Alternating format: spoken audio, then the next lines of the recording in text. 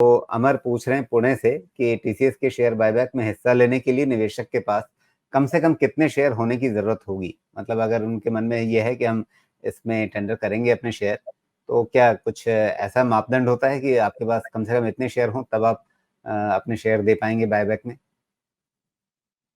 ये देखिए normally buyback जो कंपनी, ये एग्जैक्ट नंबर तो नहीं बताया जा सकता, लेकिन कंपनी जो बायबैक करती है ना, वो एक कैलकुलेट किया जाता है कि एक certain percentage of market cap company buyback करने की कोशिश करेगी। तो उसके हिसाब से कितना इन्होंने 17,000 करोड़ कितने का बायबैक जी, अनाउंस किया, 17,000 करोड़ का एग्जैक्ट? बायबैक है ये। हाँ, तो 17,000 करोड़ का बायबैक है और इनका करीब 13 लाख करोड़ का मार्केट कैप है। तो आप इस हिसाब से समझ लें कि बायबैक तो बहुत बड़ा नहीं है, बहुत छोटा है। 1% से हाँ, से थोड़ा सा ज्यादा। करीब-करीब हाँ 1% से 1.5% भी तो नहीं रहेगा, तो ये छोटा बायबैक है, बहुत बड़ा बायबैक नहीं है। एक डिसेंट बायबैक अगर 3.5 4% 5% ये रेंज में बायबैक जाता है, तो ज़्यादा अच्छा कंपनी के पास जाने के लिए उम्मीद बनती है। लेकिन 1 डेढ़ परसेंट में और 13 लाख के मार्केट कैप में, और वो भी लार्ज कैप में, बायबैक में देने वाले बहुत लोग रहेंगे। तो इसमें बहुत ज़्यादा एब्जॉर्प्शन रेट नहीं रहता है। अब मान लीजिए कि ये छोटी कंपनी होती, स्मॉल कैप, मिड कैप, ये सब में होता, तो उसमें कोई मेथड तो है नहीं कि आपके बायबैक में सबको कितना लिया जाएगा, रैंडम होता है। मैंने कैलकुलेट करने की कोशिश की थी। लेकिन कभी-कभी ऐसा देखा गया है कि रिटेल कोटा जो होता है उसमें उनका ज़्यादा बायबैक हो जाता है, बिकॉज़ कंपनी कोशिश भी यही करती है, और ख़ासकर टीसीएस जैसी कंपनी जो कि मोस्टली इन्वेस्टर फ्रेंडली कंपनी देखते हैं, उनकी कोशिश ये होती है कि रिटेल चूँकि एक ऐसा स्ट्राटा है जिसके पास बेनिफिट्स कम पहुँचते हैं, एक्सेसिबिलिटी कम होती है, तो उनको मैक्सिमम बेनिफिट मिल जाए। और एचएनआई इन्वेस्टर्स तो वैसे भी चीज़ों को बेहतर हैंडल कर सकते हैं। तो वो रेशियो में हो सकता है कि लेस देन 2 लाख कैटेगरी वाला अगर जिस दिन बुक का डेट रहेगा, जो कट ऑफ डेट रहेगा, उसमें अगर वैल्यू रही लेस देन 2 लैक्स की, तो हो सकता है कि रिटेल को थोड़ा फ़ायदा हो जाए रिटेल कैटेगरी में, लेकिन इसकी कोई गारंटी नहीं होती है। अब रही बात कि बायबैक में कितने शेयर होने चाहिए, आपके पास जितने भी हैं आप कंप्लीट ऑफ़र कर सकते हैं, कोई रोकता नहीं है आपको। वो तो कंपनी डिसाइड करेगी कि उसमें से कितना एक्सेप्ट करना चाहिए।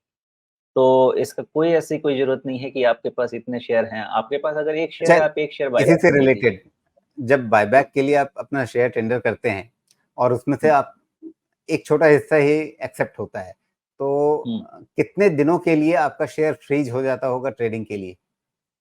देखिए आपने जब ब्लॉक कर दिया जितना शेयर, बायबैक के लिए ऑफ़र कर दिया, तो आपके डीमैट में उतना शेयर उस रात से ब्लॉक हो जाएगा, जब आप वहाँ पे ऑफ़र कर देते हैं टेंडर के लिए। लेकिन उसमें क्या है, जब तक वो बायबैक ऑफ़र ओपन रहता है, तब तक उसमें मॉडिफ़ाई करने का ऑप्शन रहता है। आप अपने शेयर्स को बढ़ा सकते हैं, घटा सकते हैं, लेकिन एक बार बायबैक का विंडो बंद हो गया, तब जो आपने ऑफ़र में डाल दिया, वो लॉक हो जाएगा, बिकॉज़ उस पे असेसमेंट होगा। अब जब वो कट ऑफ डेट होगा, कट ऑफ डेट के बाद जब कंपनी काम कर ले, कैलकुलेशन कर लेगी, तो उसके कुछ दिनों के बाद, अभी एग्ज़ैक्ट नंबर ऑफ डेज़ तो मुझे याद नहीं है, लेकिन अभी जस्ट किसका बायबैक, सियाराम सिल्क का बायबैक मैंने जस्ट अभी वॉच किया है। तो मेरे ख़्याल से 1 हफ़्ते के अंदर में, आस-पास में आपके पास क्लैरिटी आ जी, जाती है, आपके पास शेयर वापस मतलब आ जाते लगभग हैं। हफ्ते भर का समय ऐसा रहेगा जिस बीच में आप अपने शेयरों के साथ कुछ कर नहीं पाएंगे। ज़्यादा रहेगा। ये तो मैं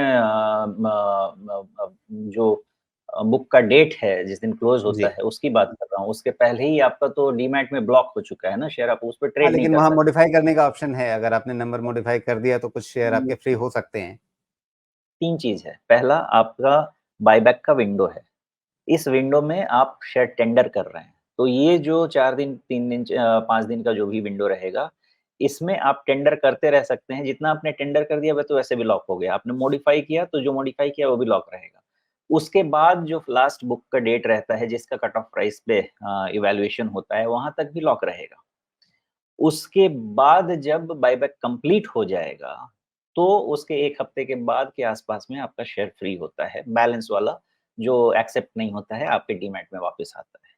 जी। तो 15 दिन तो तो रह सकता है मेरे क्या इसका ये एक एक मतलब ये भी होता है कि जहाँ भी बायबैक होगा वहाँ पर कुछ समय के लिए जब तक बायबैक विंडो खुला हुआ है और जब तक बायबैक कंप्लीट नहीं होता है उतने समय के लिए एक तरह से उस शेयर में लिक्विडिटी कम हो जाती है?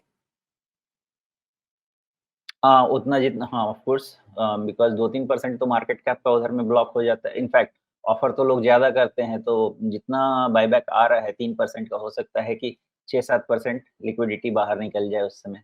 जी, बायबैक के टाइम में आपने हमेशा देखा होगा प्राइसेज़ सस्टेन करते हैं बिकॉज़ वहाँ पे कोई बेचना नहीं चाहता है, मोस्टली लोग बायबैक में ऑफ़र करना चाहते हैं बिकॉज़ अगर 20% प्रीमियम मिल गया तो बहुत अच्छा प्रीमियम है, लेकिन बायबैक खत्म होने के बाद वो प्राइसेज़ थोड़े करेक्ट होते जी।